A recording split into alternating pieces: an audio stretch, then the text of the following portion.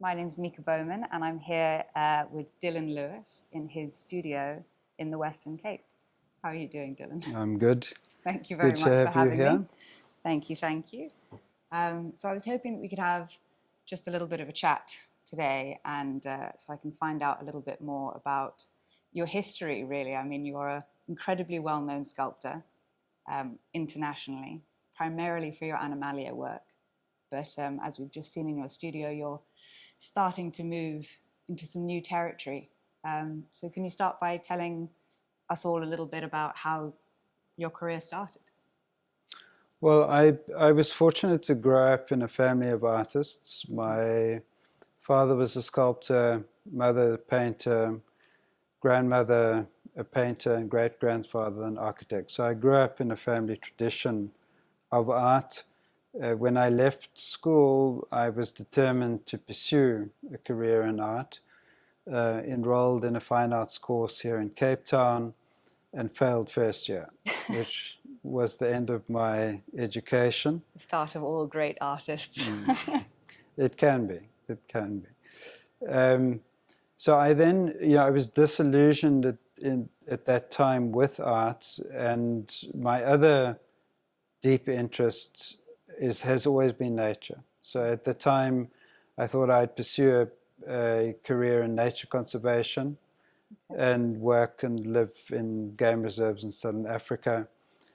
What happened though is in my mid-20s, I reached a crossroads where I had to decide whether I was going to pursue art or not.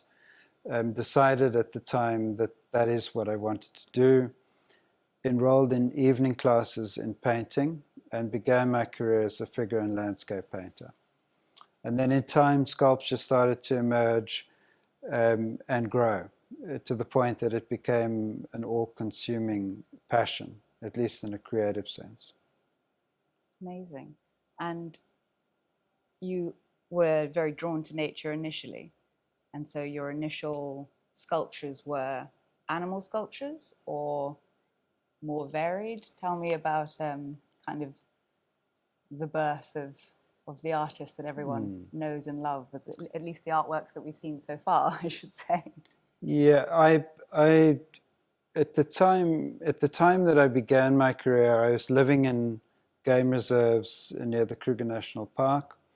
So on a daily basis, I was surrounded by wild animals, and they became important symbols to me in a sense of the space in which I was living. So at the time, I sculpted leopard, buffalo, warthogs, all the animals that I was seeing around me each day became subjects for sculpture. Over time, though, the cat started to become a dominant image, particularly the leopard, but also the lion and cheetah.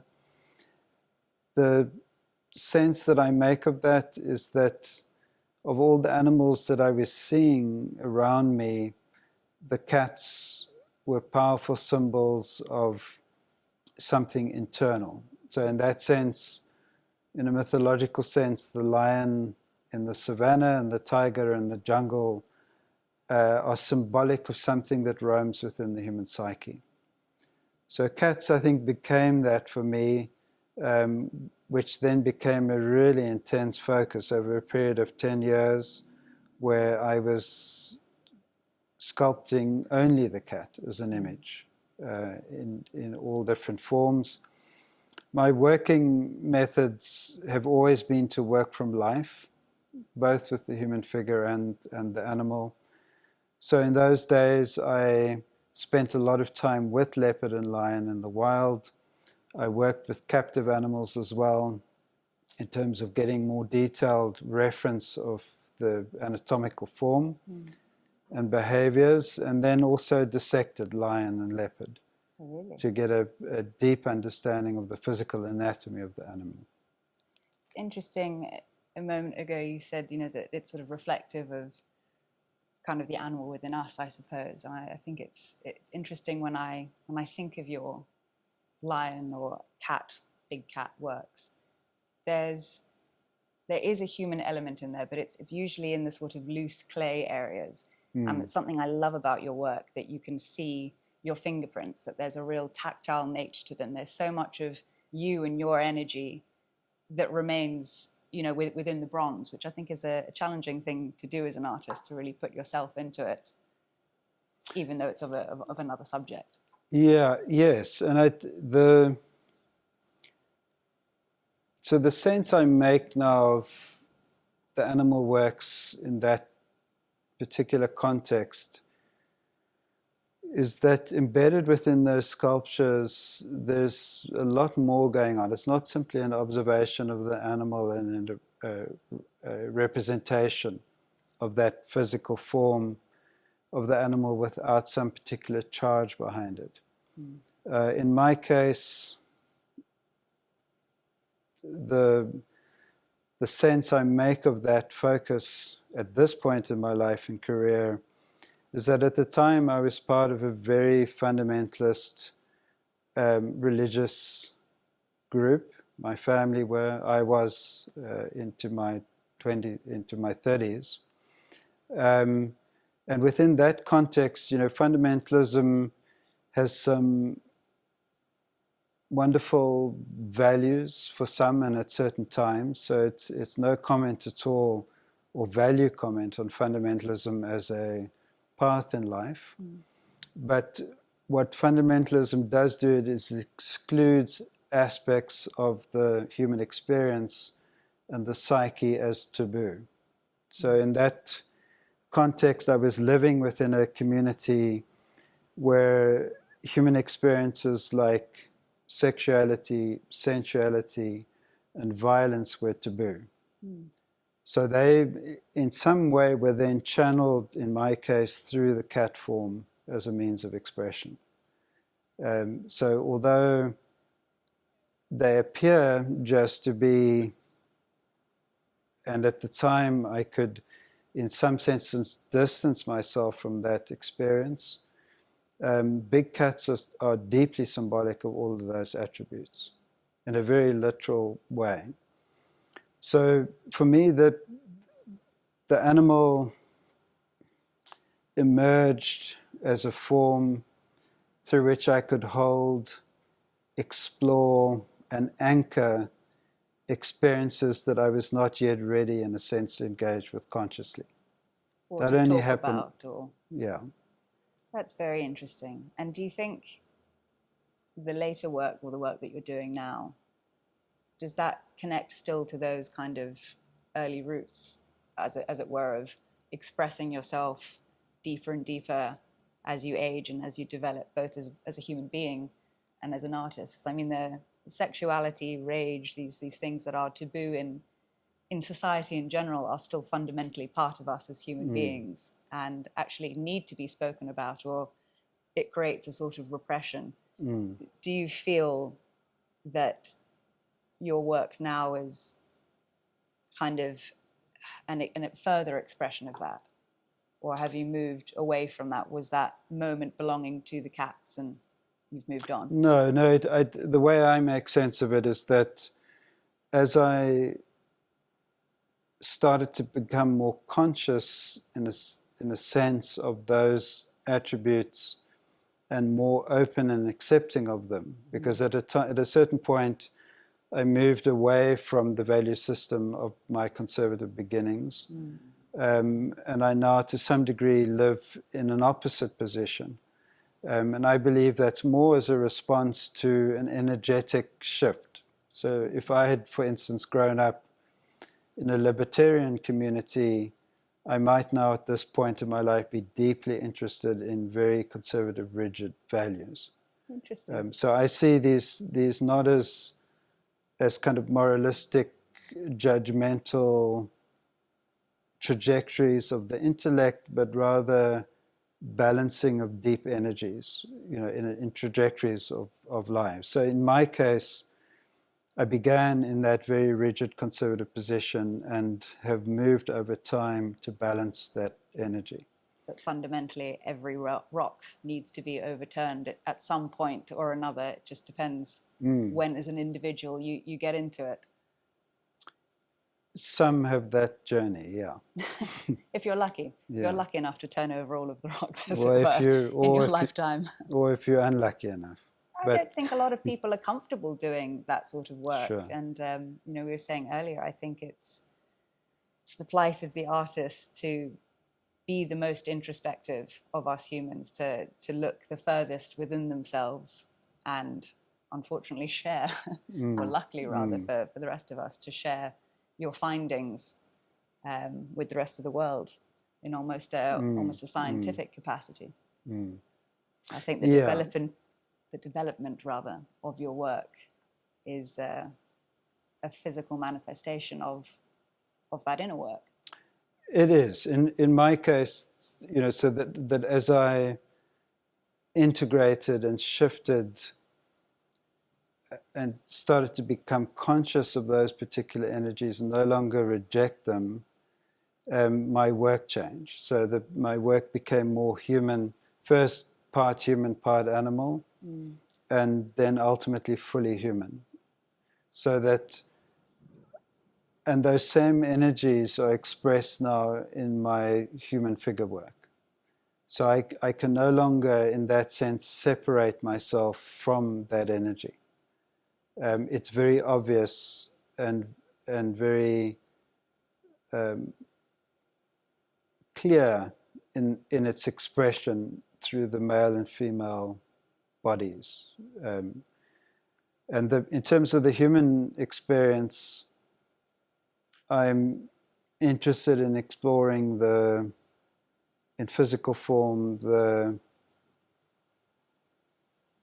kind of tensions that D.H. Lawrence explored in his writing on human relationships.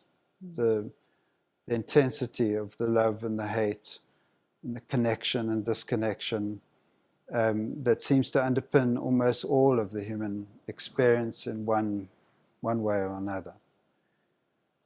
So the animals in their early form kind of underpin those more extreme energies, which over time I've explored in a more and more varied and subtle way through the human figure. Because the animal as an image, while it might have given me the opportunity to explore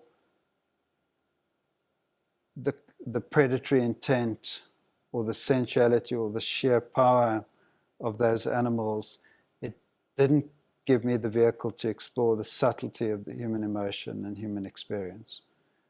So it became really important for me at a certain point to make that transition in order to broaden my visual language and be able to explore more subtle and complex ideas through the form of the human body.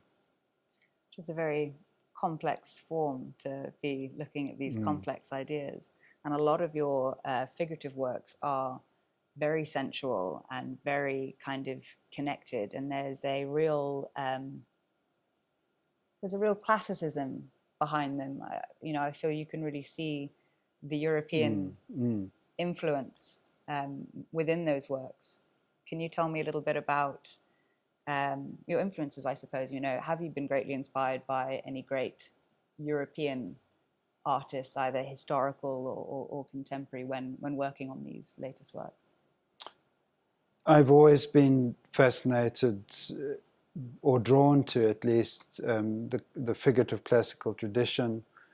I remember my father brought a book on Michelangelo's work in the year of my birth, and it's a book that was in the house for decades, and I still have in my studio. So some of my earliest visual memories are of the imagery within that book.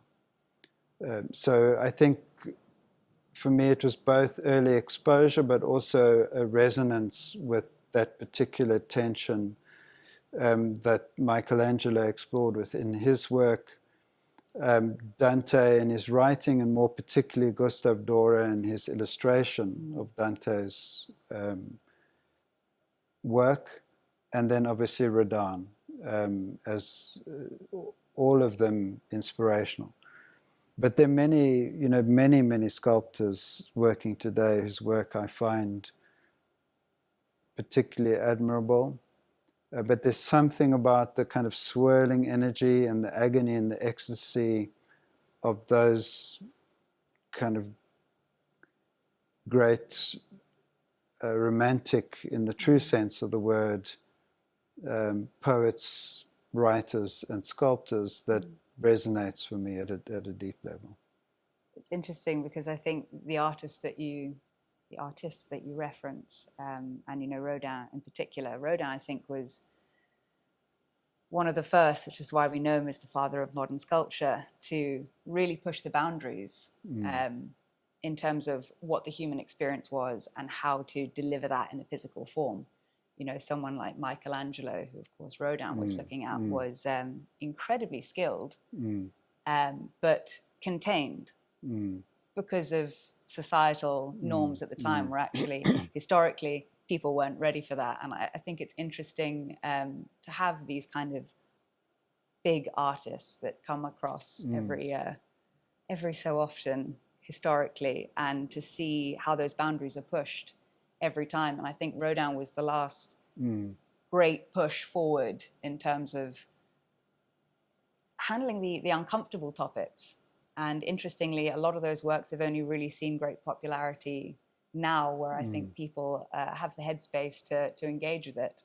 So I think this latest body of work of yours is an interesting kind of continuation of that tradition, and you're pushing those boundaries even further, because there is something, they're incredibly vulnerable works. You really feel your emotions, and they're not easy emotions or particularly, easy to digest. And I think that's what's really powerful about these works. And I would be very interested to see how our modern day society responds, and how they absorb the themes that you're working with.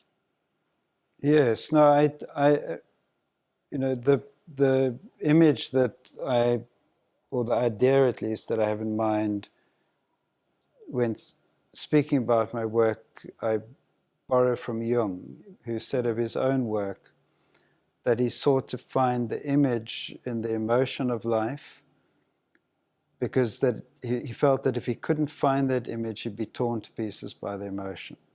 So for me, making sculpture is an attempt to survive what it feels like to be human. That's the only true explanation I could give for what I do.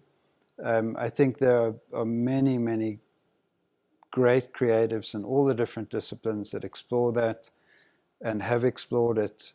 I'm exploring it in my own very personal way, within the context of my own life, with this particular focus, having grown up in Africa, having grown up in and around wilderness as an almost constant experience, I perhaps bring that element to it.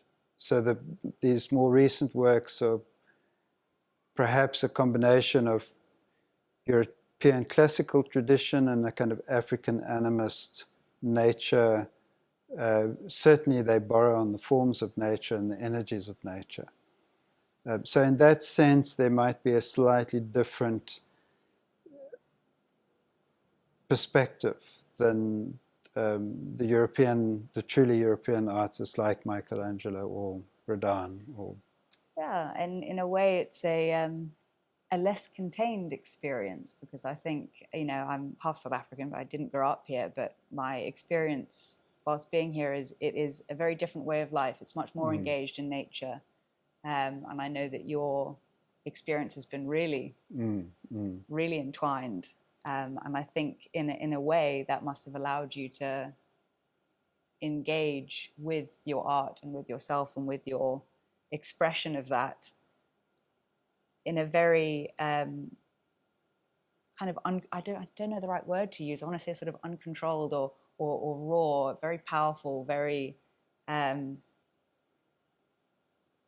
uncontrolled, unmanaged way, not imposed upon by society or sort of city living or what commissions you're getting or what people are expecting to see from you. It's a real outpouring of your experience of the world and of the true world, as opposed to the naturalistic world, as opposed to the one that us marvelous creatures have built up around us over the Yeah, centuries.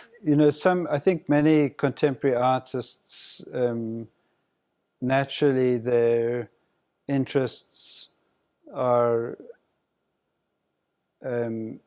human-centric in the sense of being about politics or social injustices, which are all really important and interesting things to pursue. In my case, I'm very much a nature man. That has been my primary experience. I have experience in the human world. I don't find it easy at all. And I bring some of that energy. Nature is the place where I, in some ways, in many ways, perhaps even in all ways, make sense of the human experience. So understanding the animal that I am, in the sense of the world in which the body I live in formed, the impulses, the neurochemistry, the behaviors formed in terms of deep nature, as well as my personal observation experiences of nature, I find helpful in navigating my own life. As a reference and as a way of making sense of the world.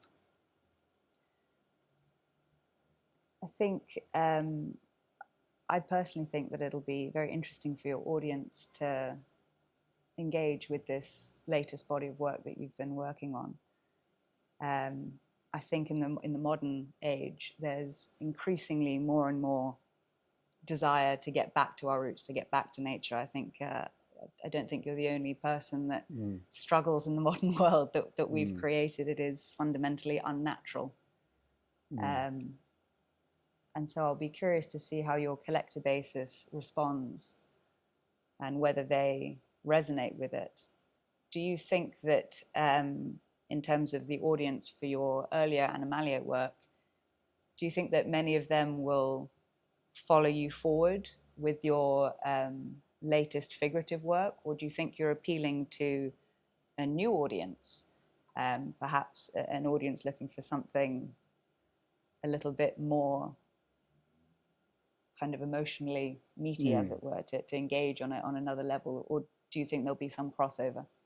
I think they're, in a very simplistic sense, the audience will be split between those who are disappointed that I'm now working with the human figure and who truly love only the animal work. You have a huge following for that work, so absolutely. I can understand that. And then those who may feel that the most recent work in the context of the human figure is the more important, more interesting work, and then those who understand both. But in terms of my own experience, at some level, I don't see any difference between a portrait of a cat through which these forces are explored and run, and a human figure constellation. To me, they're almost the same thing. There is some degree of subtlety between the two stories, but in terms of that sheer force of nature's energy, both contain the same marks, the same energy in that sense. So although the forms are changing, the fundamental story or the fundamental spirit of what you've been capturing all these years remains the same. Absolutely. I think it's very exciting. Well, I'm looking forward to seeing more of the new work, and I think it's very exciting for me, and I think for all of us, to be a part of the journey, because we look historically at these artists who have had these various periods that they've gone through, and I think it's a marvelous and really exciting thing as a collector, or simply as an admirer of art, to be in a time where we are watching those developments happen in your career. And hopefully one day I'll be able to look back and say, I was there when he was going through that period. And it's an exciting part of the journey. I'm very pleased for you. So I'm looking forward to seeing where it's going. Yeah, I'd be interested to see where it's going too. You don't know yet. Well, thank you very much for having Pleasure. me and for chatting with us. And we'll keep everyone posted as to what comes next.